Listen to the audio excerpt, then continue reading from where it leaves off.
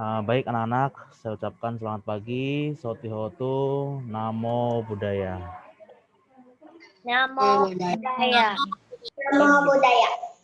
Oke, baiklah kita mulai pembelajaran pada hari ini. Tentunya kita berdoa terlebih dahulu agar pembelajaran pada hari ini bisa tidak ada kendala ya, dan sesuai dengan materi atau schedule yang hari ini sudah Bapak tentukan. Baik, sebelumnya kita semuanya bersikap anjali, silakan bersikap anjali. Marilah kita berdoa terlebih dahulu. Namo tassa bhagavato arahato sama sambuddhassa. Namo tassa bhagavato arahato sama sambuddhassa. Namo tassa bhagavato arahato sama sambuddhassa. Sabe sata bawantu sukitata. Semoga semua makhluk hidup berbahagia. Sadu, sadu, sadu. Oke, baik. Mudah-mudahan hari ini kalian semua dalam keadaan sehat selalu. Ya, mudah-mudahan kita juga dijauhkan dari segala penyakit. Ya. Dan yang paling penting, mudah-mudahan pandemi segera berlalu ya.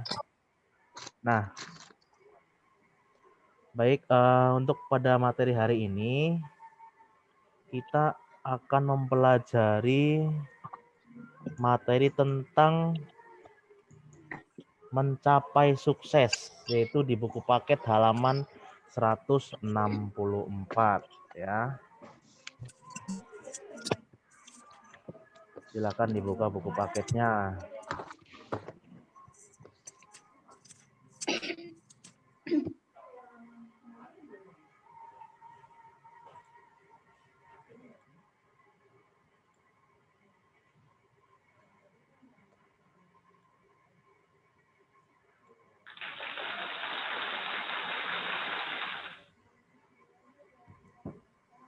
Nah, apakah di layar kalian sudah terlihat dengan jelas untuk materi yang akan kita pelajari?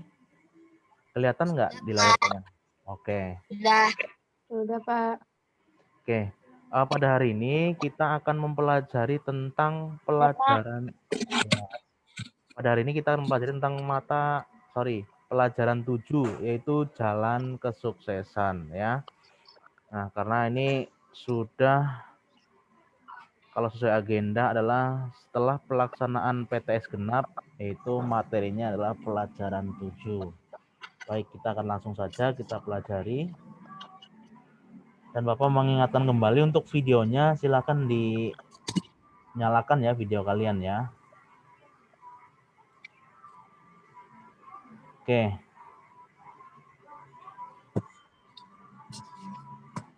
Nah, sukses adalah dambaan semua orang ya. Semua orang sangat menginginkan sukses dalam profesinya, termasuk juga seorang pelajar. Menjadi pelajar yang sukses adalah impian semua orang. Tetapi bagaimana cara menjadi sukses? Nah, apakah Buddha mengajarkan cara menjadi sukses? Ya. Nah, tentunya kita setiap orang itu mempunyai cita-cita ya.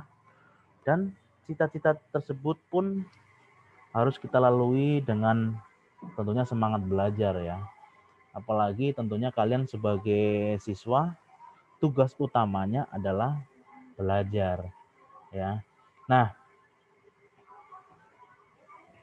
semua orang sangat menginginkan sukses dalam profesinya. Profesinya itu maksudnya adalah pekerjaannya yang sedang ia lakukan. Contoh kayak misalkan ada yang profesinya sebagai guru, ada yang sebagai karyawan, kemudian montir dan yang lain-lain. Tentunya kan semua yang dilakukan itu ya, profesinya itu pengen sukses ya. Jadi pengusaha juga pengusaha yang sukses gitu. Nah, termasuk seorang pelajar pun tentunya impian semua orang itu adalah sukses maksudnya adalah berarti mendapatkan nilai yang bagus, terus mendapatkan pengetahuan, ya. Nah, ini yang dimaksud sukses, ya. Tentunya semua orang tua juga menginginkan bahwa anaknya itu pengen pinter, artinya pinter dalam nilainya, ya, akademiknya, ya, juga di dalam sikapnya. Itu pasti semua orang tua menginginkan seperti itu, ya. Nah, makanya kalian tentu harus menjadi pelajar yang sukses, ya. Tolong jangan dicoret-coret. Nah, bagaimana cara menjadi sukses? Nah, apakah Buddha mengajarkan cara menjadi sukses? Nah, kita lihat ya.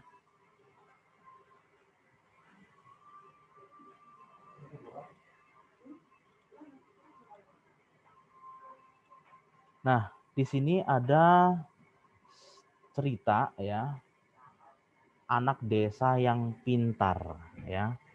Oke.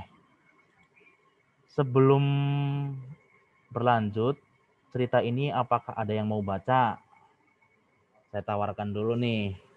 Ada kan di buku kalian juga ceritanya kan?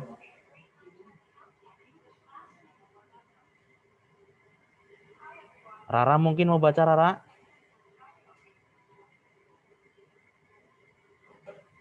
Pak, ada yang coret-coret.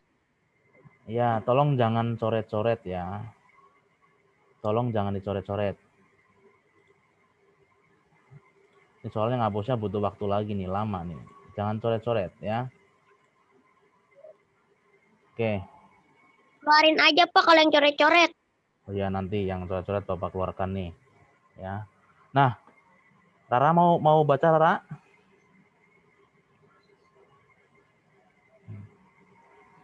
Oke. Bapak akan baca ceritanya ya. Kalian dengarkan dan simak. Sari seorang anak desa. Dia tinggal di sebuah desa terpencil yang jauh dari kota.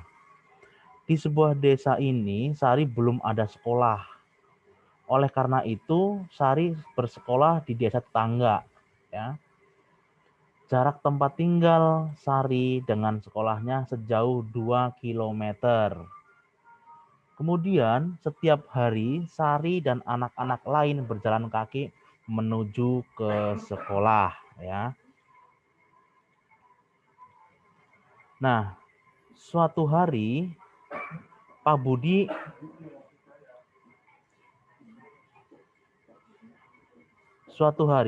mengumumkan akan diadakan lomba cerdas cermat antar SD. Guru-guru akan memilih murid untuk mengikuti cerdas tangkas. Murid yang terpilih harus mempersiapkan diri. Mereka harus lebih banyak belajar dan berlatih mengerjakan soal. Nah, ada siswa yang berkata, percuma kita mengikuti cerdas tangkas itu. Kita pasti tak akan bisa menang, katanya kan. Nah, kemudian itu Jono yang bilang seperti itu ya. Terus, kenapa kau bilang begitu, John?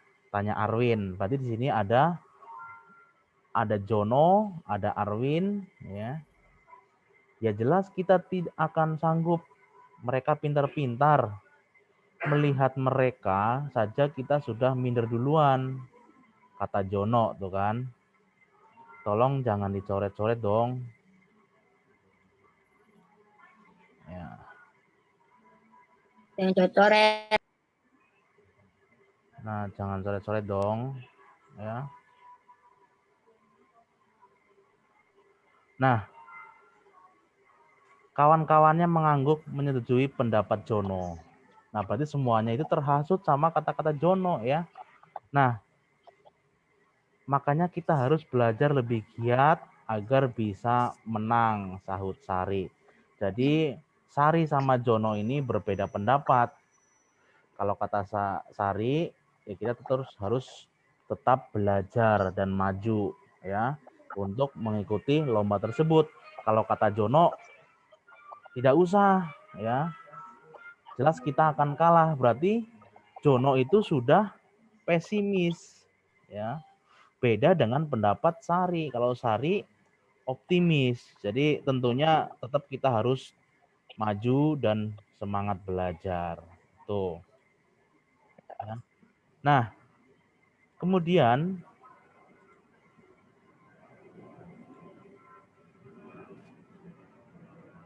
kok nggak bisa diklik nih?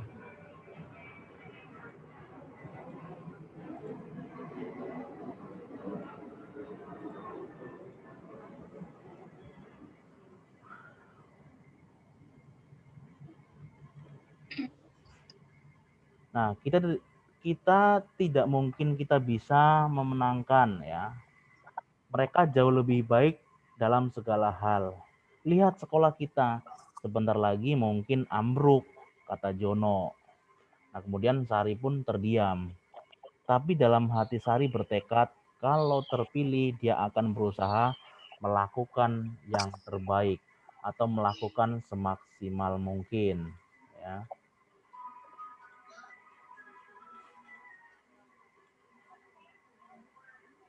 Keesokan harinya, Pak Budi memilih Erna dan Ani dari kelas 6, serta Sari yang masih kelas 5 untuk mengikuti lomba. Ayo tepuk tangan dong. Kasih semangat buat teman-teman kita, kata Pak Budi. Murid-murid bertepuk tangan dengan enggan, artinya dengan malas-malasan ya. Melihat itu, Sari, Erna, dan Ani tersenyum kecut, artinya senyum tidak bahagia. Nah, ketiga murid yang terpilih itu berlatih sungguh-sungguh. Mereka rajin mengerjakan soal-soal. Ini siapa yang coret-coret sih ya? Jadi mengganggu saya lagi menjelaskan nih. Tolong jangan dicoret-coret nih, Bapak mohon ya. Nanti waktunya habis belum selesai menjelaskan. Nah, ketiga murid yang terpilih itu berlatih sungguh-sungguh. Mereka rajin mengerjakan soal-soal pelajaran. Pak Budi sering memberikan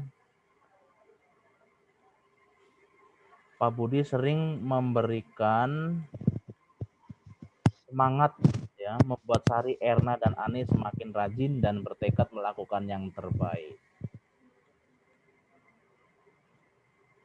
Saat pertandingan akhirnya tiba, Sari, Erna, dan Ani siap mengikuti lomba.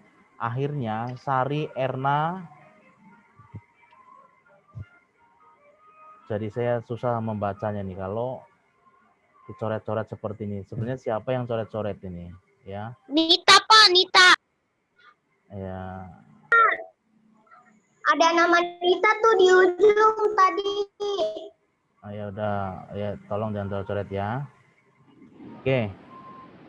Saat pertandingan akhirnya tiba, Sari, Erna, dan Ani siap mengikuti lomba. Akhirnya Sari, Erna, dan Ani berhasil menjadi juara teman-temannya. Banyak yang tidak percaya, mereka menyalami Sari dan Erna dan Ani karena telah mengharumkan nama sekolah. Berkat kemenangan dalam lomba cerdas tangkas itu, sekolah mereka jadi terkenal. Bupati pun datang berkunjung. Bupati memerintahkan agar sekolah diperbaiki dan jalan-jalan desa diaspal. Sekolahnya kini menjadi tampak megah dan indah.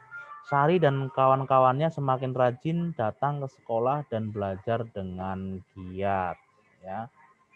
Nah, dari cerita di atas ya, tadi ada siswa yang ada yang kalah sebelum bertanding, yaitu si Jono. Jono itu udah pesimis. Lah ngapain mengikuti lomba? Pasti kita akan kalah, kata Jono kan seperti itu kan. Tetapi berbeda pendapat dengan Sari. Kita harus tetap belajar ya. Dan apa yang menjadi cita-cita Sari itu tercapai. Ya. Akhirnya Sari pun bisa memenangkan lomba cerdas tangkas tersebut. Nah, kemudian sekolahnya jadi terkenal ya. Terus bupati pun datang ke sekolahnya. Terus jalan-jalannya diaspal ya yang menuju sekolahan. Berarti itu berkat Sari sekolah menjadi bagus ya. Berkat Sari dan teman-teman ya. Sekolah menjadi bagus, direnovasi, kemudian adalah jalan-jalannya di aspal. Nah, itu berkat Sari dan kawan-kawannya yang tetap optimis dalam mengikuti lomba. Nah, ya, yang saya inginkan di sini adalah kalian harus mencontoh apa yang Sari lakukan. Bukan mencontoh Jono ya. Jangan jadi Jono di cerita tersebut ya. Jadi kalian harus mencontoh Sari. Artinya pantang menyerah, tetap semangat di dalam belajar ya. Walaupun mungkin kita punya kekurangan-kekurangan lain, tetapi tetap kita harus mencoba ya. Terus kalian juga ketika nanti diberikan kepercayaan untuk mewakili SD Arya Meta, misalkan semua untuk cerdas cermat misalkan, kalian juga tetap harus siap. Nah, dan tetap belajar intinya. Kemudian jangan jadi Jono, temennya ikut lomba, nanti ngapain lomba pasti kalah gitu kan. Jangan seperti itu ya. Itu nanti membuat yang ikut lomba pun jadi jadi down. Artinya mentalnya jadi melemah, semangatnya jadi berkurang. Nah, itulah cerita yang tadi ya. Nah, pesan dan makna cerita dari yang sudah Bapak sampaikan tadi ya. Sukses menjadi pelajar memang tidak mudah. Banyak rintangan dan tantangan yang harus diatasi. Seperti dalam kisah di atas, tidak sulit siswa yang merasa kalah sebelum bertanding ya. Contoh Jono tadi itu, kalah sebelum bertanding. Bertanding aja belum sudah bilang, wah pasti kalah. Gitu kan. Nah, maka dari itu bisa dikatakan kalah sebelum bertanding ya. Jadi merasa minder, tidak percaya diri ya. Terus lemah. Nah, akan tetapi Sari patut dicontoh berkat kegigihannya, keuletannya, dan keyakinannya timbullah percaya diri dan akhirnya sukses meraih cita-cita ya. Apa yang dicita-citakan oleh Sari dan Pak gurunya, kemudian oleh sekolahnya itu sukses. Cita-citanya tercapai. Akhirnya Sari dan kawan-kawannya menang. Nah, coba kalau mengikuti kata-kata Jono, pasti akhirnya nggak jadi ikut lomba, kemudian bupatinya nggak datang, ya, terus sekolah nggak dibangun, terus jalan-jalan nggak di aspal, itu kan. Nah ini, jadi intinya kita harus tetap semangat, ulet, ya, gigih. Jangan seperti Jono, ya. Tapi Jono dalam kisah di sini ya. Kalau kamu punya teman namanya Jono, jangan itu ya maksudnya. Karena kan ini hanya sekedar nama saja ya. Oke. Kemudian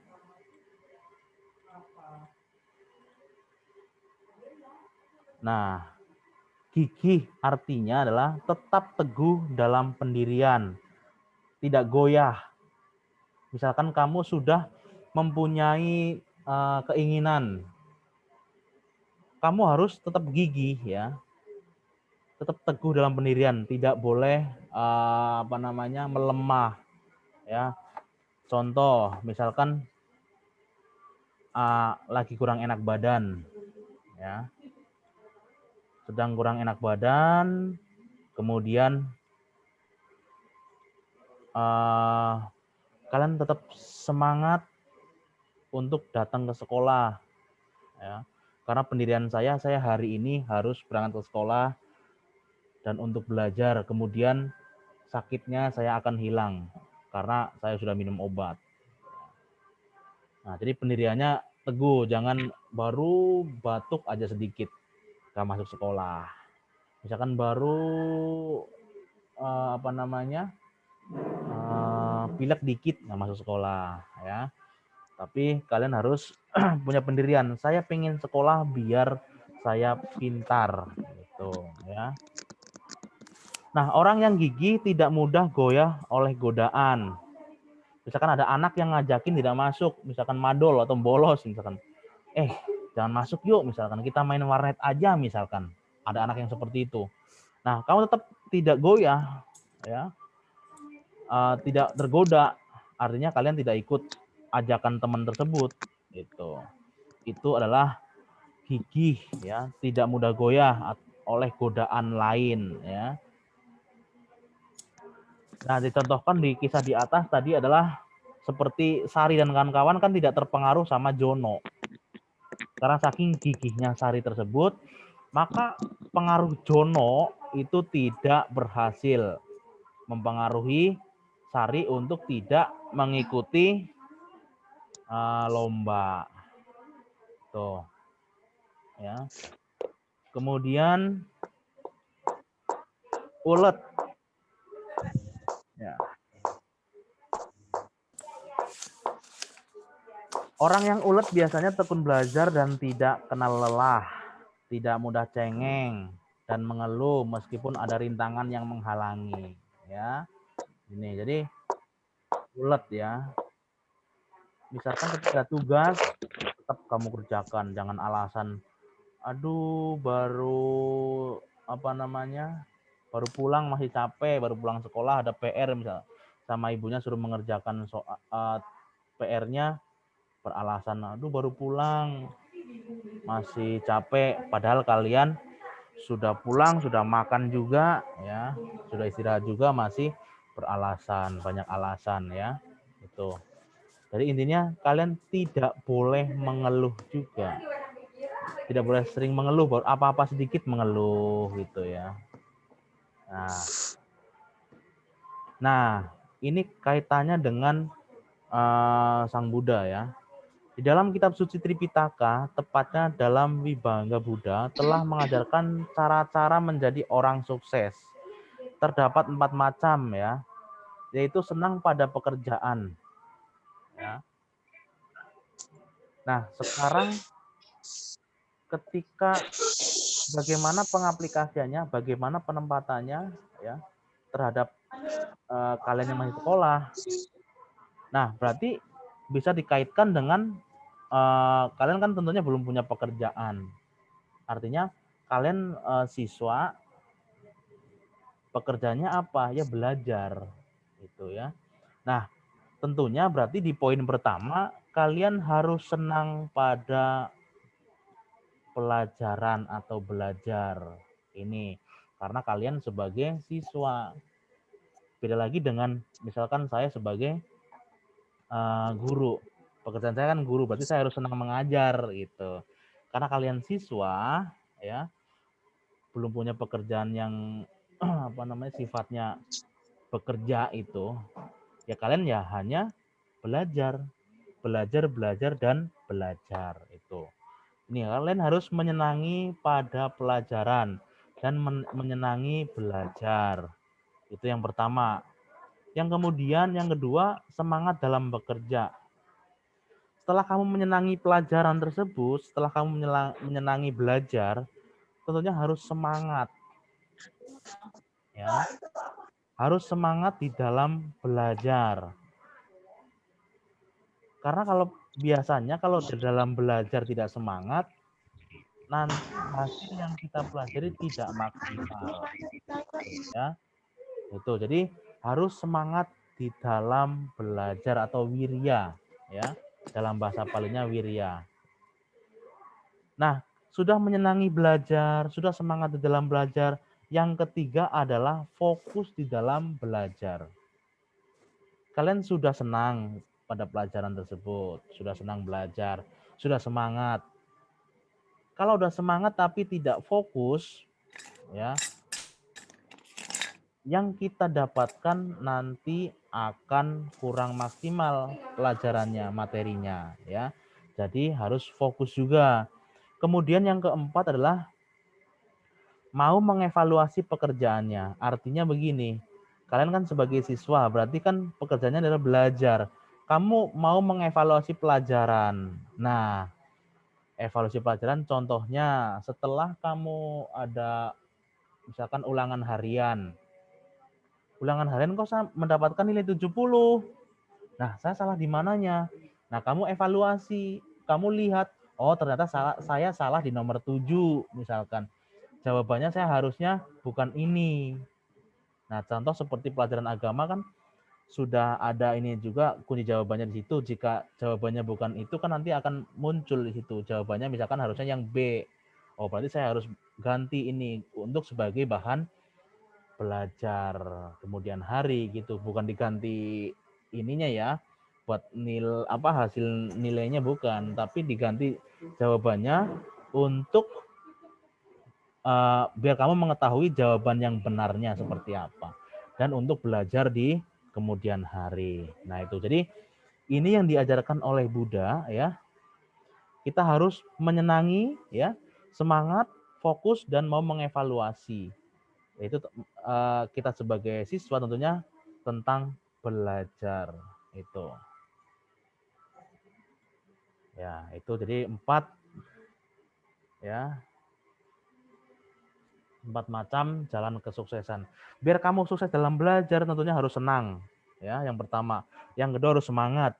Yang ketiga harus fokus dan yang keempat mau mengevaluasi. Itu ya. Biar kamu tercapai untuk menjadi sukses di dalam belajar. Oke. Nah, dalam cerita di atas sedikitnya kita temukan 3 hal ajaran Buddha yang telah dilakukan Sari dan teman-temannya, yaitu senang dalam belajar ya, semangat belajar dan fokus belajar. Nah, tadi dari cerita di atas tidak ada evaluasi ya. Nah, dari cerita di atas ada 3 3 macam ya jalan kesuksesan yang dilakukan oleh Sari dan teman-temannya, yaitu adalah senang di dalam belajar. Bahkan Jono pun ngomong apapun tidak dipedulikan ya, karena saking senang, semangat dan fokus. Nah, tentunya dari cerita di atas pun dari yang dilakukan oleh Sari akhirnya mendapatkan hasil yang baik. Mereka mendapatkan juara. Kemudian pun bupati datang, sekolah dibangun, kemudian jalan pun diaspal. Nah, itu. Nah, itu jadi pembelajaran pada hari ini yaitu tentang sukses ya, sukses dalam belajar ya. Maka dari itu saya menginginkan kalian contoh sikap Sari yang dilakukan ya. Jangan Jono ya dalam cerita disebut, tetapi ya kalau kamu punya teman Jono tapi orangnya baik, kemudian rajin belajar, ya tidak apa-apa kita contoh. Ini kan di sini hanya sekedar cerita di sini ya.